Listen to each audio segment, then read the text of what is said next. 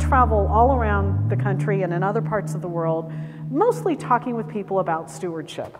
And I was thinking about this as I was doing the preparation for today. This is the first time anyone has ever asked me to talk specifically about stewardship of creation. And that in and of itself, I think, is kind of surprising and perhaps a little bit depressing, just to think that this is not a topic that we as members of Christ's body are thinking about in the ways that we could or should or, that we should. And so as we think about these things together this morning, I hope that we will do so in a spirit of, wow, is there an awful lot here that we have to take back to the people that we interact with, ways of thinking about sustainability in light of who we are as people of faith. And that's going to be our beginning point for this whole process. You know, when we talk about stewardship in general, and particularly stewardship of creation, we really draw on the creation narratives in the book of Genesis. And all of our thought about stewardship begins there. In the book of Genesis, as we're hearing about creation, we hear this. Then God said, "Let us make humankind in our image, according to our likeness, and let them have dominion over the fish of the sea, and over the birds of the air, and over the cattle, and over all the wild animals of the earth." God blessed them, and God said to them, "Be fruitful and multiply, and fill the earth and subdue it, and have dominion over the fish of the sea, and over every living thing that moves upon the earth."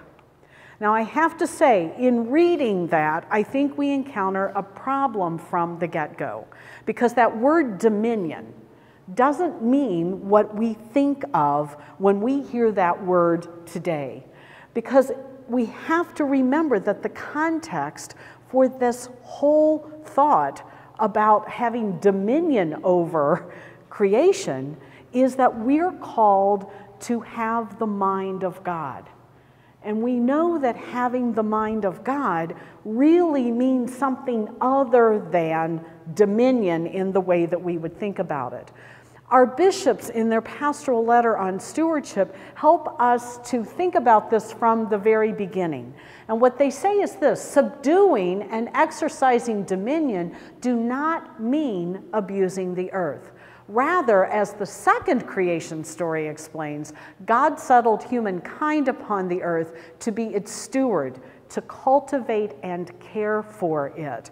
That's the kind of dominion that we're going to be thinking about. That's the kind of stewardship that we're going to be thinking about. It's a cultivation and a care rather than, having free rein to do whatever we do and not think about the consequences.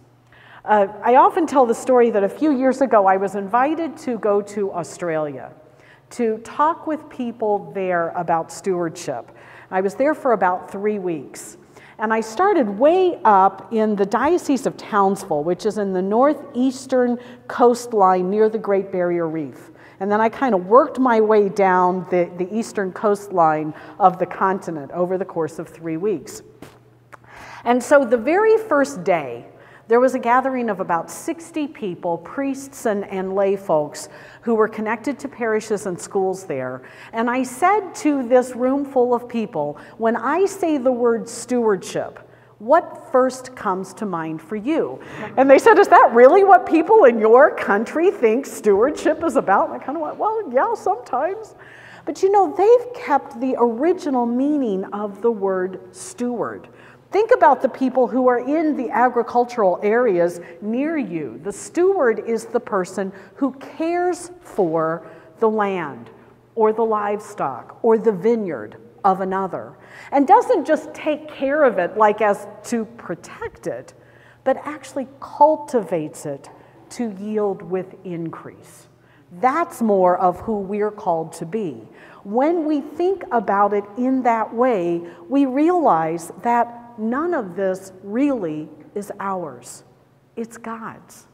And we're called to care for it and to cultivate it so that it will serve well here and now, but also for the future.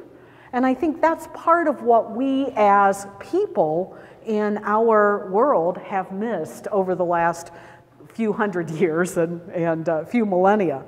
And so I think we need to sort of bring ourselves back and remember that really it all began in a garden. And what do we learn from that garden? Well, first of all, we learn that humanity is to be in relationship with creation, and that we're to care for and cultivate creation in such a way that we actually act as God would act in our world.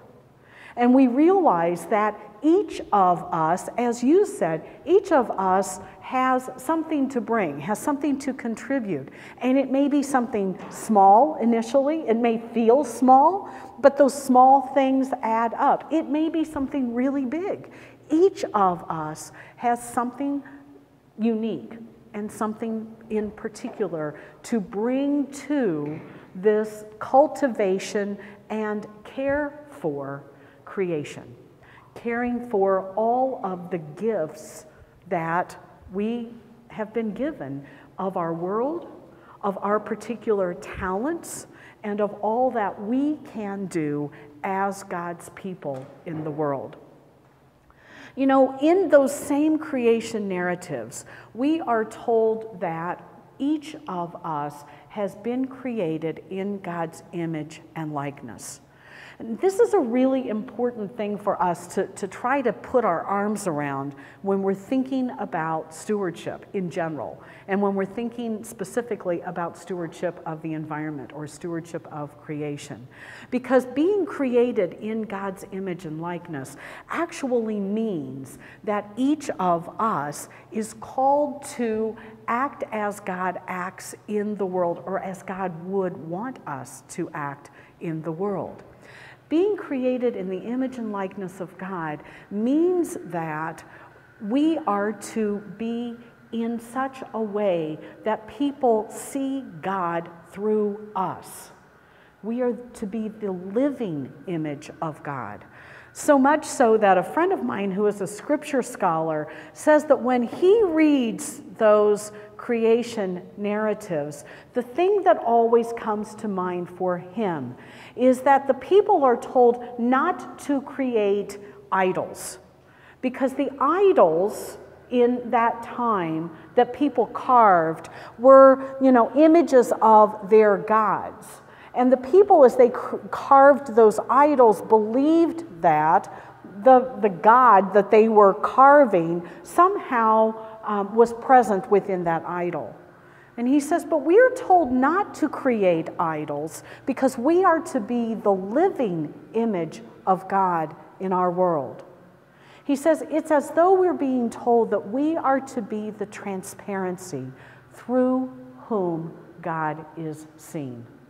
Now, if we think about that in terms of all of the things that you're going to be talking about and thinking about and working toward in this next 6 months and beyond, I use that as my sort of examination of conscience on a rather regular basis. At the end of the day, I sit with myself and I reflect on, have I been the transparency through whom God is seen today? Sometimes I can say, yeah, I have been. Very often I have to admit to myself, no, not always. And whether it's in relationship to my relationships with others, my interactions with others, or whether it's in relationship to my relationship with the environment, my relationship with creation. That is a way for us to really think about this in a deeper, much more spiritual level. Because here's the thing. We are to work in collaboration with God in the ongoing creation of the world. We have a role to play. And right now, I think all of us here would say, an awful lot of time, the impact on humans isn't to build up creation, it's depleting creation. And so when we think about, water, and especially out here water, but in my part of the country as well, and we think about in my part of the country, the landscape is just being raped in a lot of places.